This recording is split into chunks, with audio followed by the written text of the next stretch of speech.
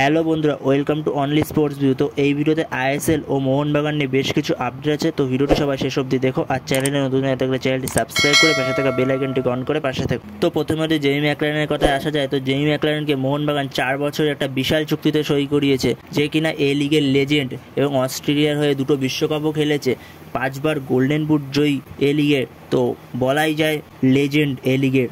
তো সেই এ লিগের লেজেন্ড মোহনবাগানে ফিরছে। তো তোমাদের আগের ভিডিওতে জানিয়েছি সে 28 তারিখের মধ্যে মোহনবাগানে চলে আসবে, সে তার ভিসা পেয়ে গেছে।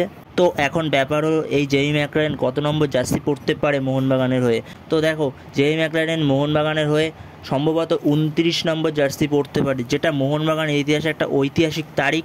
সেই জার্সিটাই মোহনবাগান ম্যাকলারেনকে দিতে পারে এবং ম্যাকলারেন সেই জার্সিটা পরেই হয়তো মাঠে নামতে সম্ভবত 29 নম্বর জার্সিটা পরেই ম্যাকলারেন মোহনবাগানের হয়ে মাঠে নামতে চলেছে।